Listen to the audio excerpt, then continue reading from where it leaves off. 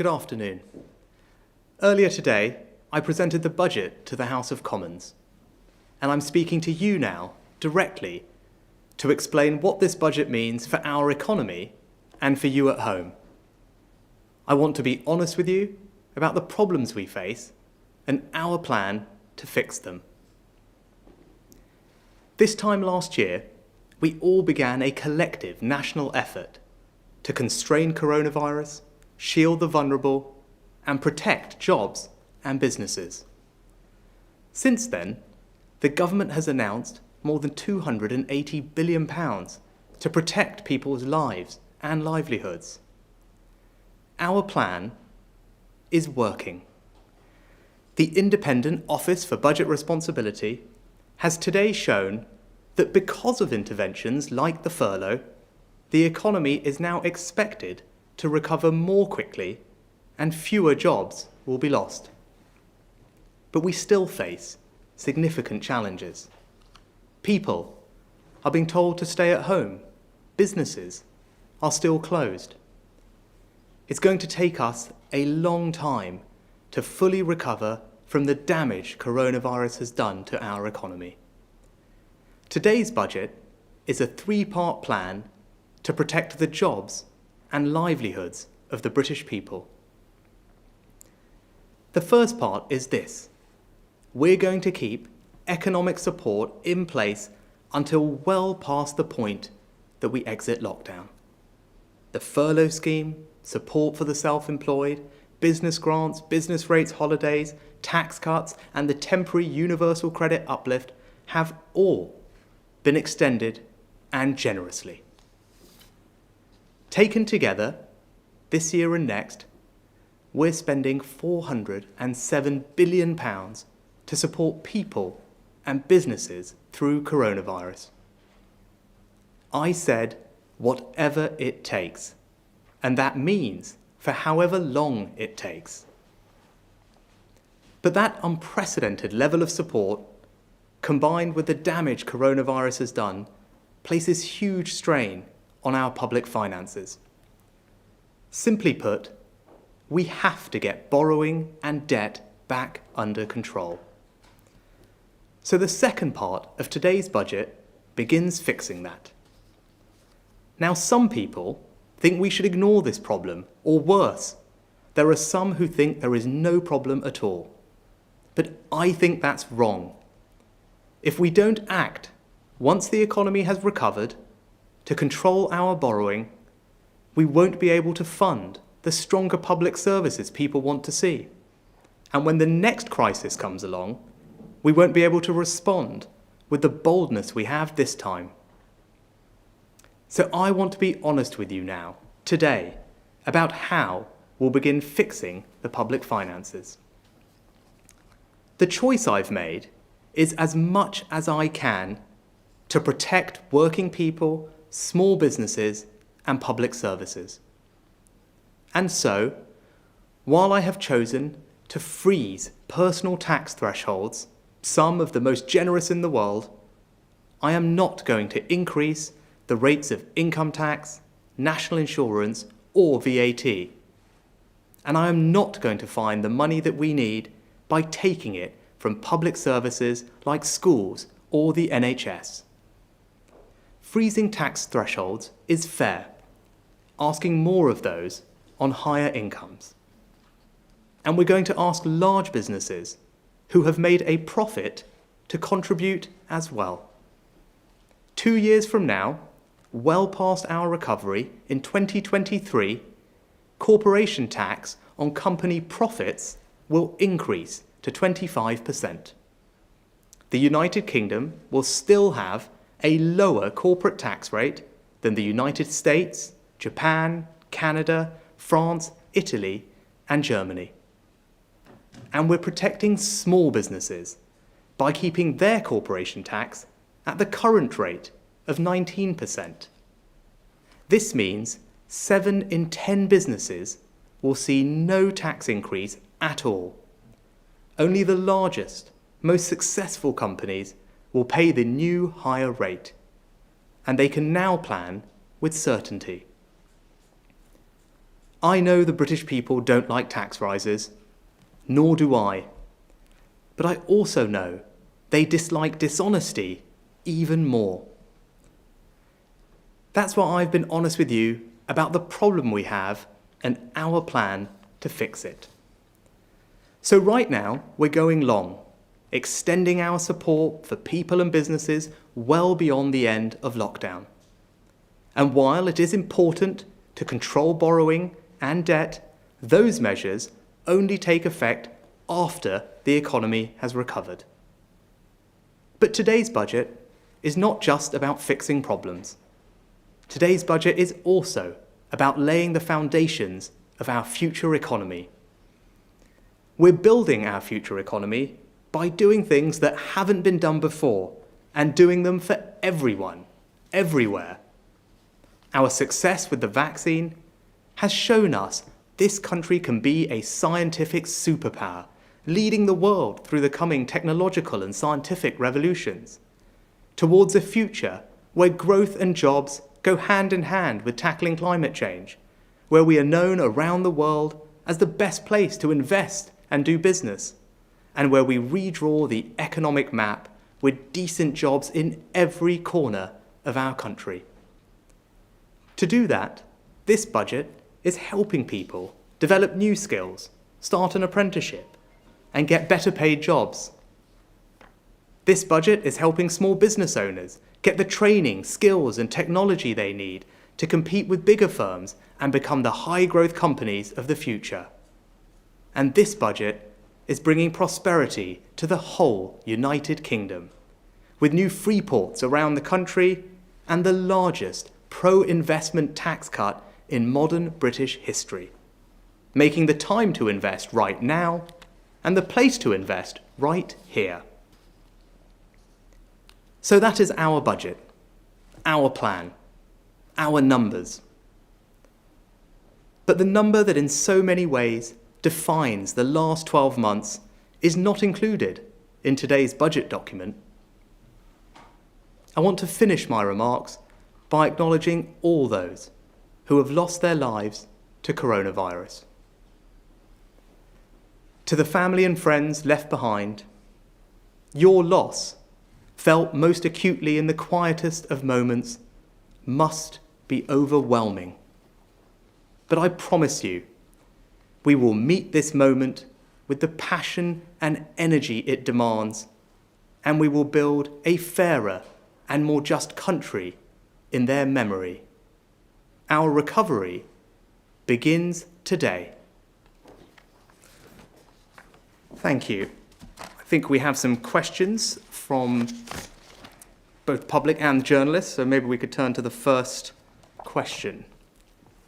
Chancellor, how will the new budget ensure that leaseholders aren't burdened with unfair costs associated with cladding and other historical building defects?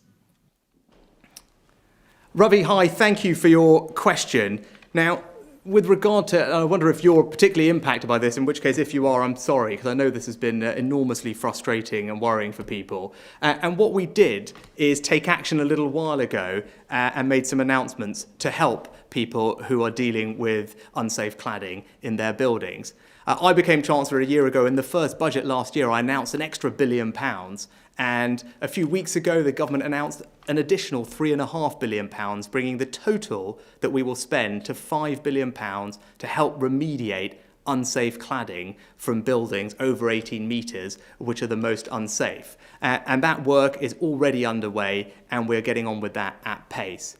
We also know there are people in other buildings who might also want to have remediation work done. So what we're doing there for those smaller buildings is providing a government-backed loan scheme which will provide low-cost government-backed loans to people, which will be capped at no more than £50 a month. So that will help provide funds to deal with those buildings. And also, we know that there have been some problems with the mortgage market and people asking for particular forms. So we're working very hard, the Housing Secretary, the Prime Minister and I, with mortgage lenders and the industry to make sure that the use of those forms, they're called EWS1 forms that have been causing the issue, the use of those forms is going to be proportionate, and we really hope that will help unblock the market together with a government insurance scheme that we're providing for people who do those assessments. So I think the combination of £5 billion of funding to remediate the most unsafe buildings, a cheap government loan to help with the rest, and these interventions on the mortgage market, when you put them all together, hopefully they will make an enormous difference and provide reassurance to people through what I know has been a difficult process. So next, if we could go, please. Yes, hello, Chancellor. Faisal Islam. Hi, from the Faisal. BBC here. Chancellor, what would you say to the, I think it's million or so people that will enter the income tax system, the million or so people that will end up in the higher rate? And when you put that together with the rise in corporation tax, this is a turning round of conservative principles. Has the pandemic fundamentally changed the conservative approach to big business, big borrowing, big taxation, and big spending? Thanks, Faisal. Well, hopefully, both in the remarks I made earlier now and in the House of Commons earlier, people will have understood the logic of what we're trying to do. Now, obviously, the pandemic has dealt us pretty bad damage to the public finances and the economy, and I think I and the government have a responsibility to put those on back in a strong position over time, but do that in a way that is supportive of our economic recovery in the short term, but also do so in a way that is fair. And I think both of the measures that we've implemented, the ones that you mentioned, pass that test. For example, the threshold freeze means that those on the lowest incomes contribute much less than those on higher incomes, and it's something that only builds over time. So it's very supportive of our recovery. And importantly, nobody's current take-home pay will be affected as a result of this policy. What this policy does is mean that in the future, any benefit that might have come from thresholds rising with inflation will not be there. And that's what will help us rebuild our public finances in a fair and honest way. And I know that's been supported by several think tanks and others who have said that's a sensible thing to do.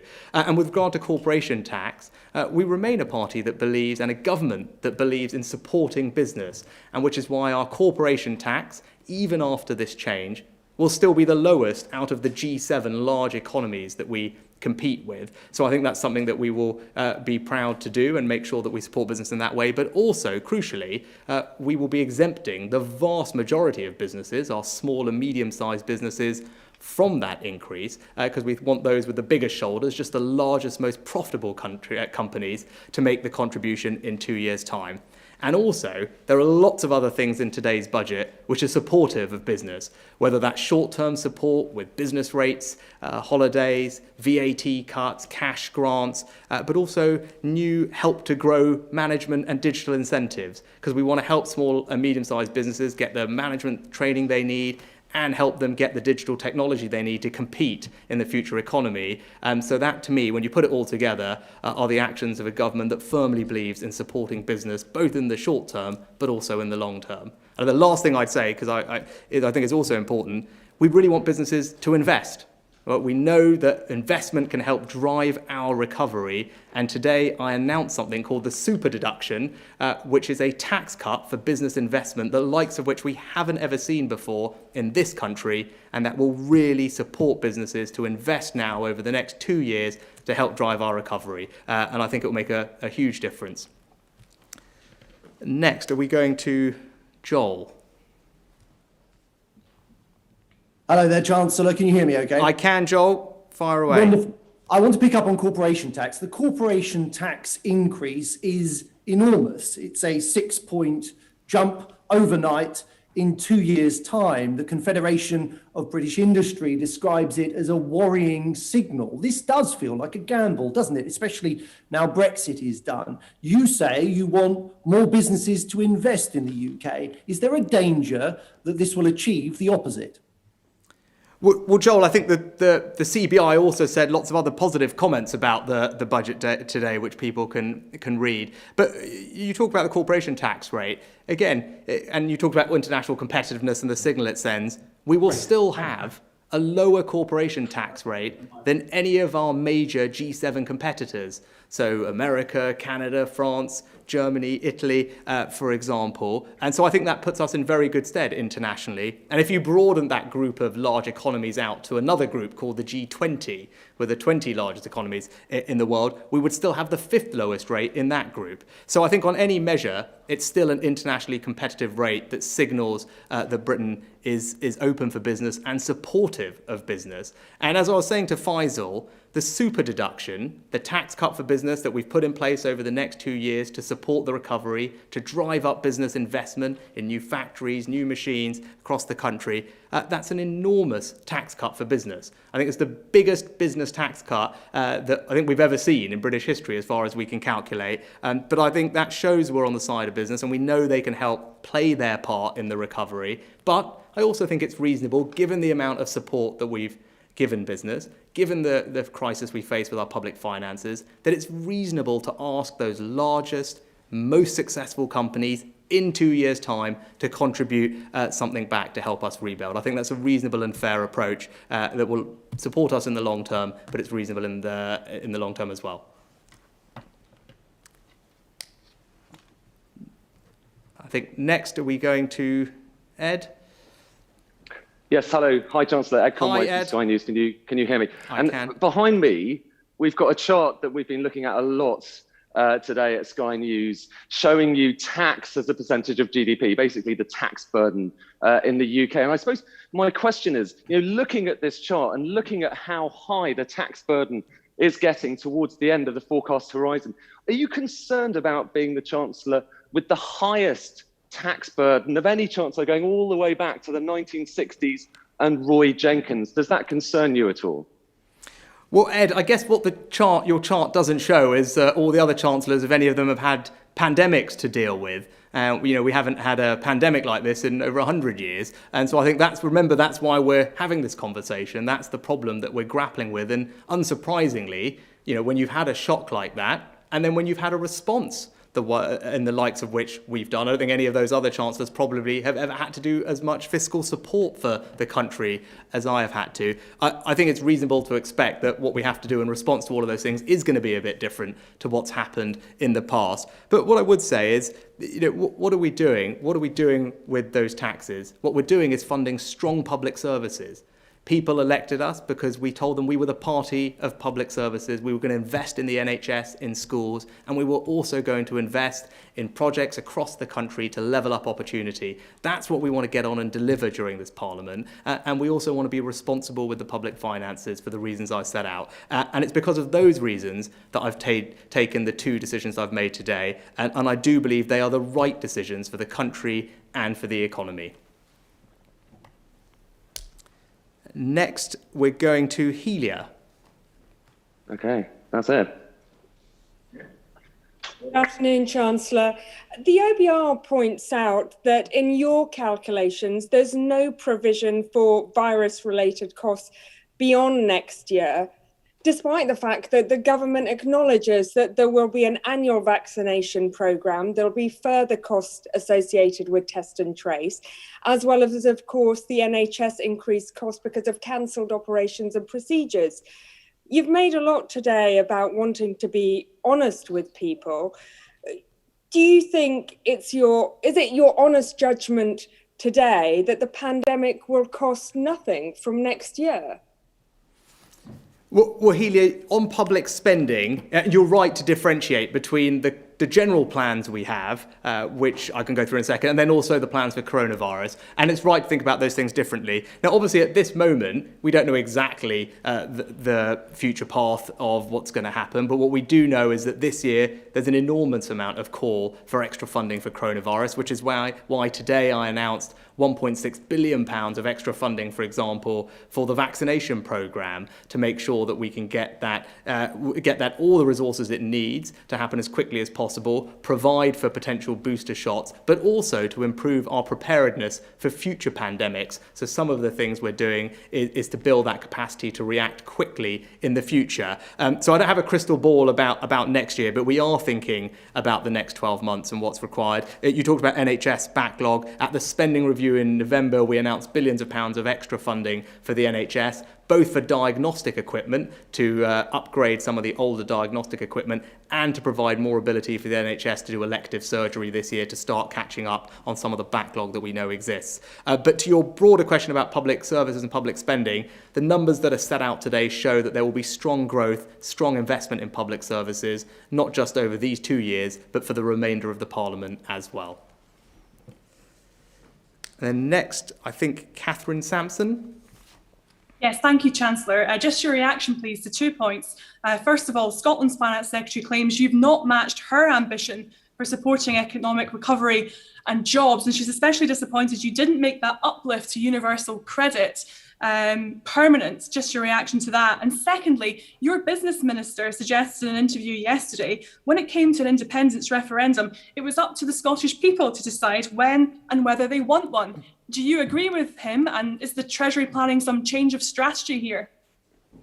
Well, Catherine, I genuinely believe that I don't think people want any of us to be focusing on constitutional questions at the moment. I think what people want is us to be focusing on our response to the pandemic, making sure that we get the vaccine rolled out as quickly as we can into as many people's arms as possible. And then with that, with the Prime Minister's roadmap, cautiously and safely reopen our economy, get our lives back to normal and try and protect as many jobs as possible. I think that's actually what people want us to focus on, which is what we're getting on and doing.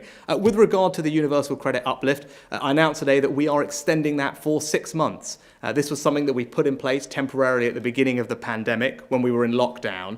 And the 6 months extension means that it will be in place well beyond the end of this current lockdown. And it only forms one part of our response to helping those on low incomes or those who are vulnerable. There's lots of other things we're doing, helping people with their council tax bills, with their rental payments through something called local housing allowance. But crucially, the best way to help people over time is to give them the skills they need to get great jobs or get better jobs, which is why we've increased the national living wage next year above inflation, which means a £350 pay rise for those on low incomes. And we're also, with the Prime Minister's lifetime skills guarantee, for example, giving every adult the opportunity to go and get a government-funded qualification at a good standard, which will help them increase their prospects of getting a job or getting a new job. And they're doing lots of other things to encourage companies to hire people. For example, our Kickstart scheme for young people, or indeed the £3,000 that we're paying companies to take on a new apprentice. So there's lots of different ways to help people. The figures and the facts in the document today show that those on the lowest incomes have been supported the most by all the interventions that we've put in place over the last 12 months. So I'm proud of that. That is this government acting to protect those who really need our help. But as the economy reopens, it's right that we transition our support to focusing on people, getting them into work, getting them the skills they need, and that's what this budget delivers. Next, I think we're going over to the Times. And Philip Aldrich. Philip, are you there? Yes. Hi, Chancellor. On corporation tax, you're undoing 10 years of tax policy by raising corporation tax up to 25% in 2023, and you're even reintroducing a small business tax rate. So I just wondered, was the previous policy wrong? And also, what gives you confidence that your tax rises are not going to choke off the recovery in 2023? There's still spare capacity under the OBR's forecasts, right at the end of the forecast period. So it looks like there's more to go for in terms of growth. Thanks, Phil. I mean, I think it's not right to judge decisions that were made over the last 10 years by the fact that today we're dealing with the results of a hopefully once in a century pandemic that we're grappling with. The decisions that were made in the past were right for then, and we're making the right decisions for now. I think with corporation tax, over time, what's transpired is it might not be the most effective way to drive capital investment up, which is what we want to see, because we want businesses to invest, to create jobs in new machinery, to drive up productivity. And we think our super deduction hopefully will do a better job of that over the next 2 years. And I think we'll hopefully see the results of that. And then with regard to your second question, we need obviously to be sensitive about the timing of this to make sure that we do support the recovery in the short term. The super deduction obviously does that. The corporation tax increase doesn't come for 2 years, which is past the point that the OBR expect our GDP to have recovered its pre-crisis level, which actually is next year, in the second quarter of next year. The Bank of England happen to think that will happen a bit earlier than that even. And your point on spare capacity, you'll know that that is the output gap, which I think is what you're referring to, is a notoriously difficult thing for economists to estimate with any precision. But even on the OBR's forecast, the bulk of that gap is closed over the next 12 to 18 months. And then what's left over the residual period is, I think, 0.1% from memory. But I think broadly we can safely believe that the economy will have recovered, and that is a safe time for the increase to happen. But in the proportionate way that it is, not affecting small businesses. And remember, corporation tax is a tax on profits. So by definition, it's only those companies who are doing well, making profits, that pay it. So we're going over to the FT. George, are you there? Hi, George. I am. Thank you, Chancellor. Can I ask you a bit about your flagship Levelling Up programme? We were looking at your £1 billion towns fund you've announced today. By our reckoning, 40 of the 45 towns on the list are represented by Conservative MPs. We're also looking at the Levelling Up fund that you've announced, and you've come up with some priority areas. I noticed that your constituency, Richmond Shire, is in priority area 1, whereas places like Barnsley, Bolsover, Salford are in priority area 2. I just wondered if you'd give us any reassurance that you're using fair criteria to assess the eligibility of these areas, or whether this looks a little bit like naked pork barrel politics. Thanks, George. So the formula for the grant payments for the new fund to give them some capacity funding to bid for projects is based on an index of economic need, which is transparently published, I think, actually by MHCLG, and based on a bunch of objective measures. So that will be there for people to have a look at. And remember, that's only areas that have received some capacity funding to bid. No area is excluded for bidding. It's just that those areas, on the basis of this formula, might need a bit of extra help. So we're giving those local areas some money to put their bid together to help them. And to your broader point, I think if you look at all the things we're doing, they're benefiting people in every corner of the country. So we, for example, announced the location of our 8 free ports in England today. They're spread in 8 English regions, from Southampton to Teesside to Liverpool, across the country. And all of those areas are actually represented by a mix of both MPs and local authorities. Because what we're interested in is making sure that wherever you grow up, wherever you happen to live, that this government is helping to provide opportunity for you and creating jobs in your area. And I firmly believe that whether it's the Levelling Up Fund or our Free Ports Initiative or any of the other things we're doing, we are delivering and making good on that promise. Next, we're going to Graham from the Daily Mirror. Graham, you there? I am. Hopefully you can hear me. Yes, I can. Hi, Graham. Chancellor, good evening. Hello, good afternoon. Chancellor, are you prepared to extend still further the cut-off date for the renewed support that you've announced today if, while no one wants this, the timing for the roadmap has to change? And then secondly, if I may, what do you say to those who have labelled it an insult that there's no pay rise for many thousands of public sector workers who've been on the front line during the pandemic? There's been no pay rise announced by you today.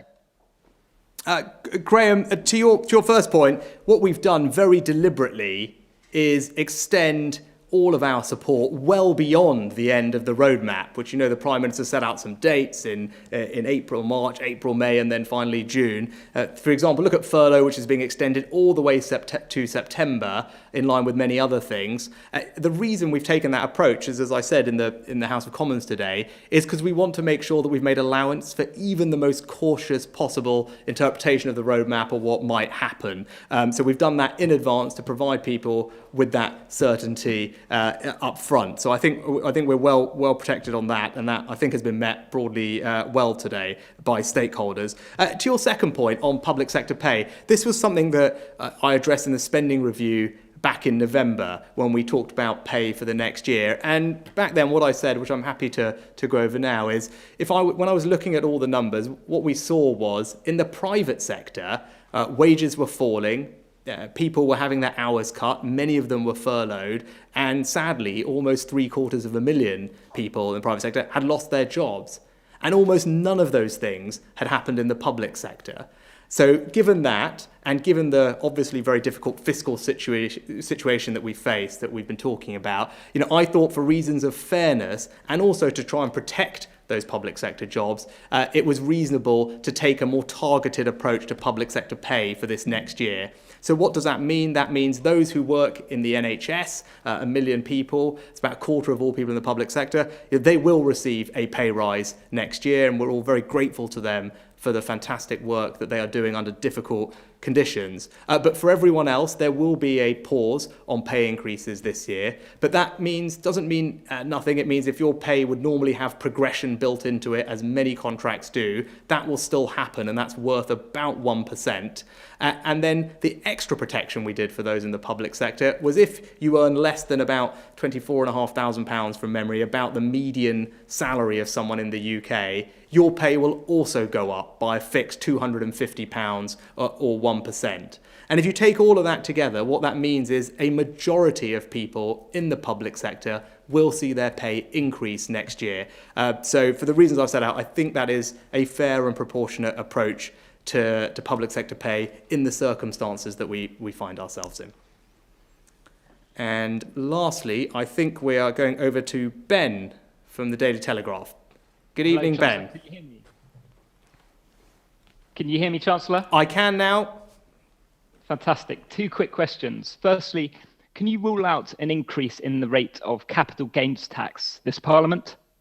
And secondly, there's early data that suggests the COVID vaccine is having a real impact on the pandemic, a positive impact, quicker than the models suggested. Do you think we should be open to possibly pulling forward some of the reopening roadmap dates if the data says it's safe to do that? Thanks, Ben. Well, I always, and people are probably tired of hearing me say this if they've been watching me on the telly in the recent week, but I obviously can't comment on fiscal policy other than on the ones that we're talking about in the budget. So I can't answer your first question, but I think we've made the decisions we've made on tax. And as we said in our manifesto, we didn't want to raise the rates of income tax, national insurance and VAT, and we have stuck by that because that is important to me to do that. And with regard to your second question, look, the Prime Minister, when he set out the roadmap, said that what we were trying to do was for it to be cautious but irreversible, and that's the right approach. And the dates that we've set out were always the earliest of dates. We are making, and that's the way they will remain, but it's a good note for us to finish on, and I think it just to say incredible congratulations and thanks to everyone involved with the vaccine rollout. It's been something that all of us in the country, I think, can feel hugely proud of, from the team that developed the vaccine in Oxford, whether it's Professor Sarah Gilbert and her team, all the way to the volunteers who are now helping get it into people's arms and shepherding them through all our vaccine centres. An unbelievable rate, faster than almost any other country in the world. What a success story, what a thing for us to be so proud of, and a great advert of what we can be in the future.